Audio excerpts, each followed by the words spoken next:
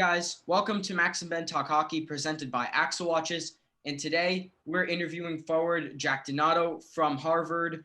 Jack is a forward there. How are you doing, Jack? Glad you can make it onto the show. Yeah, guys, thank you for having me. Really excited to be here. Happy to be here. Yeah. And today we have a really cool game for us. We are going to be guessing the NHL's top 100 scoring leaders of all time. Jack, how familiar are you with this? I'm gonna be put to the test here, but I'll do the best I can. Yeah. Max, how do you think you can do? I'm somewhat confident. All right. So we have 8 minutes to try to get as many down as possible. We're not trying to go for the 100% or anything. This isn't a school test or anything. So we're just gonna try our best and see what happens. So Jack, you get to go first. The timer's on the clock. Who do you think has 215 points? That's got to be Gretzky. Yeah. That fills up a lot of the board. So that takes a bunch of answers off. So Max, the next highest one that's open is 199 points. I think Lemieux's got to be up there somewhere. Yeah, Mario Lemieux. He's got a bunch. It's basically Gretzky and Lemieux. I don't know who had 155 points, to be honest. It's got to be someone old. It's either like Rocket. I won't even think Rocket Richard. I think Lafleur. Well, it's not Lafleur, but at least I got a bunch off. So, Jack, who do you think got 155 points in 1988-89? It's a good question.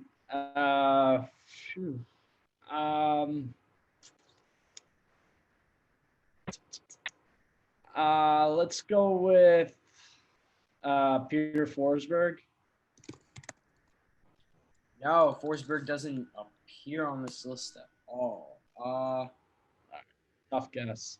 Yeah, it wouldn't be Gordie Howe. I don't think he even hit 100 points in his career. Max, do you have an idea? I think one of the Hulls got to be up there, right? Oh, well, Brett Hull is 131 points, so he's up there, but not quite. Bobby's not even on this list. Wow, who had 155 points in that season? Like, I'm trying to narrow it down to like who was good then, but to me it's just Gretzky and Lemieux.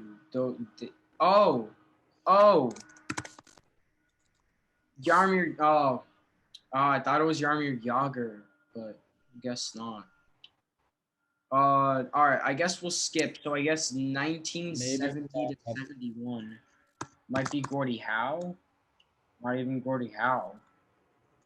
All right. I think now we should just input like random names. So let's go with Jack, who just put in a random name and let's see how many comes up.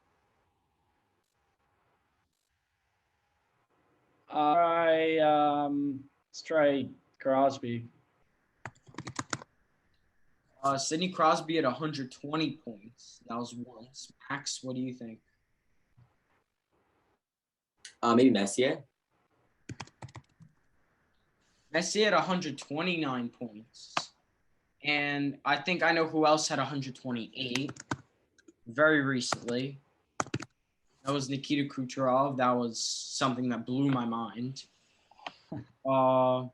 Jack, what other name you got? What about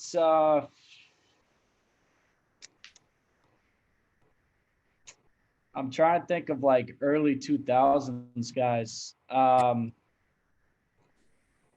Let's go with what about, did we try Richard? Yeah, he's not on there. That's not it. I think maybe Ron Francis. Ron Francis had 119. Try Esposito, maybe. Uh, Oh, yeah. so Esposito had 152, 145, and a couple others. He's not like that main guy. Oh, wait, there was. Maybe we can try tackling like 2000s, like if anyone had something in like 2000s. So, Ovechkin? no, Ovechkin doesn't even come on this thing. In 2005, 2006, someone had 125 points. Who would What that? about Solani? He had 132. I think that was his rookie season. Maybe, might not be. Oh, wait. Would it be Bernie Nichols? Oh, okay. Bernie Nichols had 150 points. And that was with Gretzky. Bure? Oh. No, it's not Bure. Could be Marcel Dion. Could be Luke Robitaille. Oh, try Eiserman. Oh, Eiserman. There we go. There we go. All right, we got that one off. So in 2005, 2006, back to the question. Someone had 125 points. That was right after the lockout, and that was when the offense exploded. So we have to think about who was an established player in 2005, 2006, but was really good. Any guesses?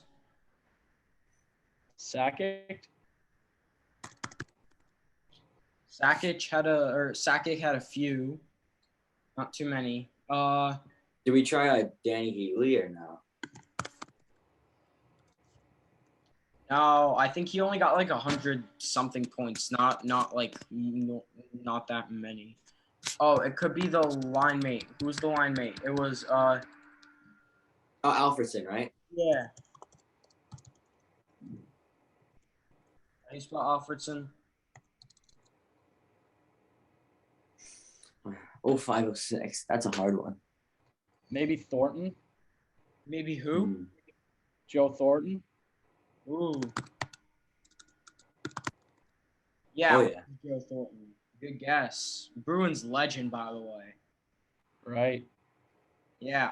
How is he still playing? That guy had like one career with the Bruins and then got traded and had a literal Hall of Fame career with the Sharks alone. Like how it's insane. Iginla? Oh, Iginla. No, I don't think he even cracked 100 points. Marty St. Louis had like 102, 103.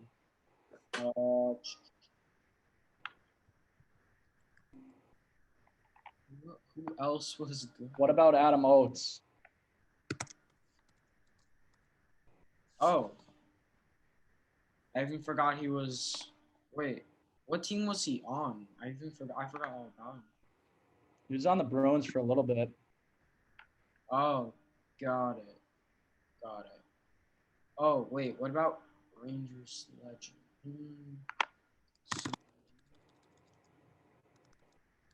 No, not Matt Sundin.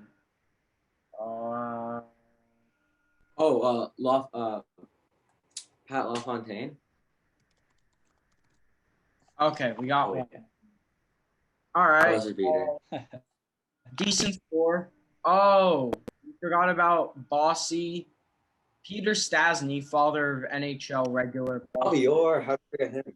Bobby Orr, Paul Coffey. This was when defensemen actually like put up a lot of points, like put up points like forwards. Dennis Maruk. The only reason I know him is because I read like an article about him. Yari Curry, Brian Trottier, Pierre Turgeon, Kent Nielsen, Dennis Savard, Dale Howardchuk, McGillney, Gilmore, Mark Recchi, Kevin Stevens, Michel Goulet, Daryl Sittler, Mahovlich, Bobby Clark. We missed a couple. We missed a couple names. I'm surprised we didn't get Orr. That we'd get him. Yeah, but then again, like when you think about defensemen, like you don't really think of points when it comes to defensemen. You more think of like defense and maybe like a point a game. I think would be like normal for a couple defensemen, but like not that many. All right, so now we are going to go to our interview portion of this episode. And my first question is, how is it like playing under such great arenas such as TD Garden and MSG? It's really cool. It's always pretty exciting to step into an NHL building, whether it's the Bean Pod or playing at MSG for Thanksgiving games or whatever it is. You feel like an NHL player for that day. Just like stepping on the ice, knowing that, guys like Gretzky, guys like Lemieux, guys that we talked about, have played there and been a part of special moments. Gives you a day to feel like you're an NHLer, and every time you do it, feels like you're a little kid again. It never gets old. Yeah, I had like that same feeling. I played at Prudential when I was, I don't know, a couple of years ago, 3-4 years ago. Sadly, as a Rangers fan, I wasn't too happy, but I mean, I'll take it. Yeah, you got to take it. Obviously, I'd prefer MSG, but it's all right. Yeah. All right, Max, what's your first question? Yeah. So what's it like attending Harvard University? Obviously known for our academics and athletics, and what was the decision behind the psychology major? Psychology was just something that kind of spoke to me when I got here. I was trying to figure it out. A lot of guys in our team will go in the econ direction or maybe math or whatever it is, and I didn't really go in with any preconceived notion about what I was going to take. Just kind of let the classes speak to me, and I've really enjoyed studying psychology. But yeah, the reason I wanted to go to Harvard was, like you said, it's one of the top programs in the country, but also you have that backup plan of going to a great school and knowing a lot of great people from all different walks of life and stuff like that. I would do it over 100 times again if I could. It's been probably the best decision I've ever made. Yeah, and speaking of playing at Harvard Athletics, how does it feel like playing under your dad, Ted Donato, class of Harvard '96, put up around 350 NHL points? And how's it feel like being coached by your dad at Harvard? It's pretty unique. Obviously, not a lot of kids get to do that, maybe at a youth level or whatever. But ever since I was like 7 or 8, I've been watching him coach at Harvard, going to games when I was a kid. And that was just always the place I wanted to go. But a lot of people think it would be tough, which at times it is. But at the same time, he kind of understands you as a player a little bit more, knows when to pull you, when to push you, kind of knows everything about you. And it's obviously on top of it, just awesome to spend time with them. A lot of people leave their parents for all of college or big spurts of time. I get to spend every day with them at the rink, so it's pretty cool. Yeah, that's really unique. I don't think that many people could say that their dad coaches them at the collegiate level. Yeah, Max, what do you have to say? What's your next point? Yeah. So for those who are just starting to learn about you, if you had to compare yourself to an NHL player that you model yourself after, who would you say you model yourself after? That's a good question. I guess I'll take the easy way out and say my older brother. You know, Ryan and I have somewhat similar games. I'm a little bit bigger. He's probably a better skater, but both pretty talented offensively. He can shoot the puck. I like to think I can shoot it too, but I like to pride myself on my defense to kill penalties here and do a lot of stuff. Trying to be one of the guys on the ice in the last couple minutes of the game, and I'm still working on that. But that's the easy answer. I always admired guys like Joe Thornton growing up, and it was cool with my dad playing to be able to meet some of those guys as well. Yeah. Who were some of the players that you met, and who was probably your favorite player that you met that played in the NHL with your dad? So guys like Paul Kariya, Timu Solani, uh, oof, Mike Madonna, Joe Thornton, Sergei Samsonov, all those guys that I've met and had somewhat of a relationship with have been really cool. I guess my favorite player to watch of his that he actually got a chance to play with would probably be. Oh, it's tough. I'll go with I'll go with Thornton. I loved watching Joe Thornton and to watch his longevity in the league. I mean, people in a younger demographic will probably know him as the old guy who was team bouncing, trying to get the cup. But for 15 or so years, he was the best passer in the league, putting up 1,000,000 points. Just crazy to see where his career's gone. Yeah. I think Max can also speak for this, but I've always known Joe Thornton as like a member of the Sharks and just that like old dude who was just on the Sharks. Put up a bunch of points, had a couple down seasons, but mostly put up north of like 50 points a season. Then he signed with Toronto to well, no, no, actually, yeah, he signed with Toronto to win the cup, and then that failed miserably this season. Um, and now he's in Florida. So I wouldn't really say team bouncing, but yeah, I guess now he's officially a journeyman, just trying to find just the contender to finally win the cup. Yeah, I mean, it's hard, right? Like he goes to Toronto, gets to play with Matthews and Marner for a little bit, had a pretty good year, but as you guys know, it's just timing and like how hard it is to win championships at whatever level, but especially the NHL. And didn't work out in Toronto, but I mean he's in Florida now, and Florida's looks pretty loaded this year. So we'll see what happens. They got a tough division, but I think Florida's got a chance to be pretty good. So we'll see what happens. Yeah. I mean, you never know, but if Thornton wins the cup, it's probably the biggest cup story ever in like NHL history. The only one I could think of is Ray Bork, who won it after like 20 years of playing. But Thornton's been around for more than 20 years. He's like north of 25. Yeah, it's crazy. I mean, Ovechkin too. I mean, he wasn't as old, but everyone kind of counted him out for most of his career, saying he was selfish and he could never win the big one and all that stuff. And then to watch him win it was pretty cool as well. Yeah, and especially like through that, like I think I remember hearing the whole thing of Washington's gonna run into Pittsburgh, and we all know how that song's gonna play out. We've already gone through this, and then finally they actually beat the Penguins, and then they won the cup. Like you win championships by facing your nightmare and then beating them. Right. Yeah, it happens at the NHL level, and it happened a couple years ago when we played this team from New Jersey. In the regular season, they beat us, I think, like 11-1, 12-1, just demolished us in the regular season. They were the only team we lost to. We met them in the playoffs, and then we beat them in overtime. So we went through that nightmare, and that was in the semifinals. So then it was a lot easier to play the finals team. So we won that game, and we won states. So That's how it goes. yeah, it's always how it goes.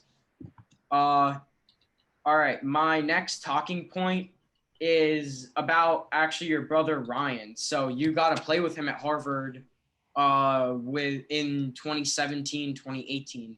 And how is it like playing with your brother? Like you guys might have been on the same line, but like you, your brother, and your dad, just like the Donato trio playing at Harvard. How'd that feel? It was like amazing. Obviously, it was like a dream come true.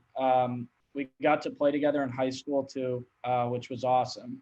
But he committed to Harvard when I was like a freshman in high school, and I was just like so happy for him. I had no idea whether I was going to be able to do it, but then watching him have the career that he did, and then my freshman year getting to play with him, That was the year he finished second in the Hobie Baker. He had 20-something goals in 25 games or something, like a ridiculous year.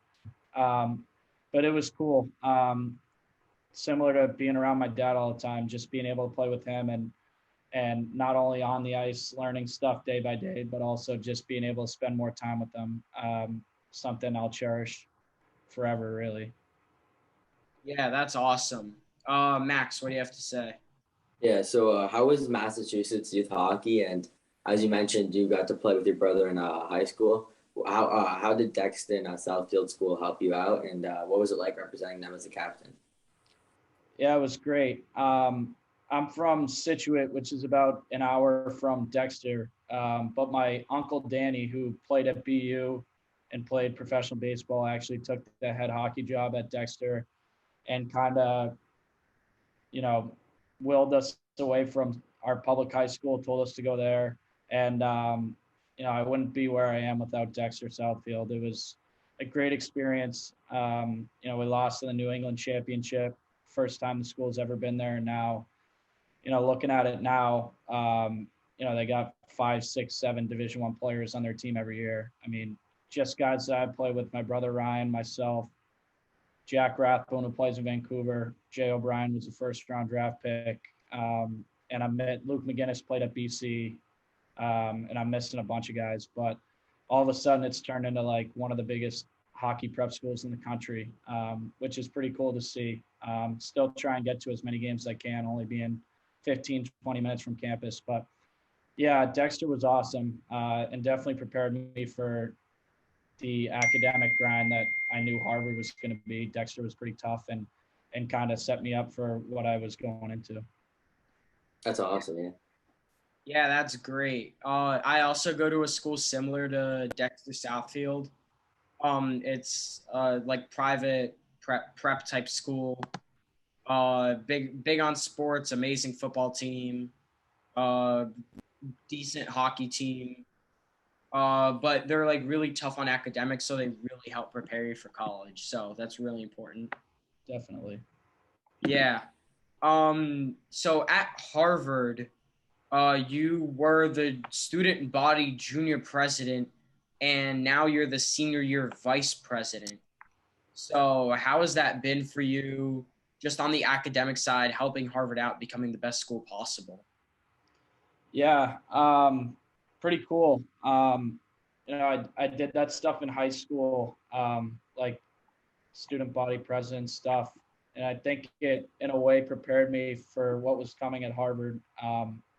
The one thing that I probably didn't realize was that I was going to be in the bottom 1% of interesting people here. I mean, you walk around campus and everyone's got a story. Everyone comes from, like I said, different walks of life.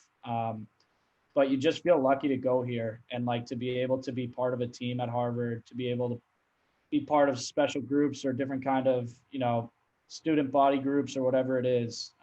You just try and like take advantage of all of it. Sometimes it's tough with timing and hockey takes up so much of the day. But yeah, I think, and that would be advice I would impart on you guys, just like take advantage of like everything that high school and college presents to you because you'll meet so many different people that way. Yeah, totally. What's been like your favorite part of student body? Like, what was like the favorite thing you did? Like favorite activity you planned for, or something like that? I've never been in student council, so I'm not really sure how it works. Yeah, good question. At Dexter, I was like one of the only like athletes on the student body committee.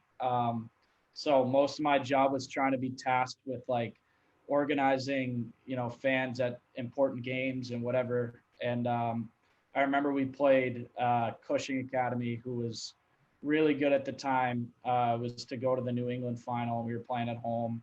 And traditionally, we didn't get many fans, but I had my whole class show up and everyone from the high school showed up. And it was like playing in college now that I've been in college. And that was my first experience of playing in front of like a real crowd.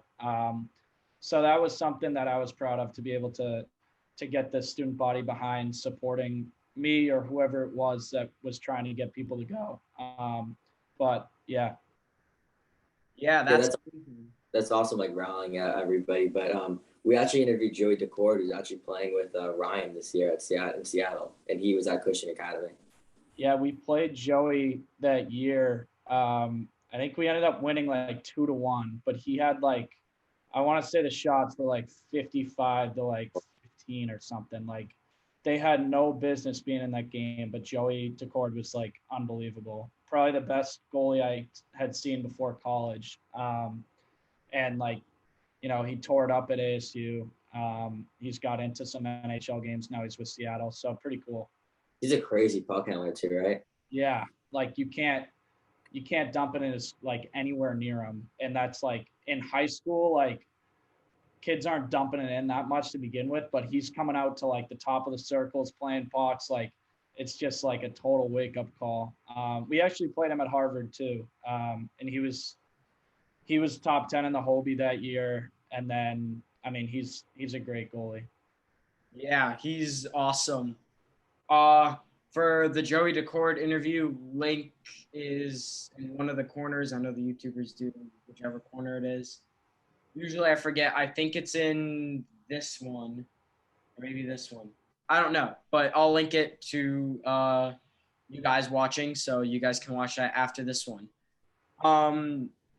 One of our last questions is, you played a season with Nick Abruzzese, another player that we've interviewed. Again, link is going to be somewhere.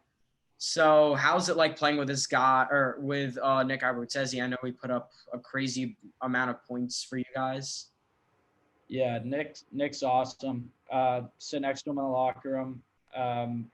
From the day I met him, just knew I was going to like him. Just really likable kid, hard worker, and obviously super, super talented. I mean, the numbers that he had his freshman year are pretty unprecedented.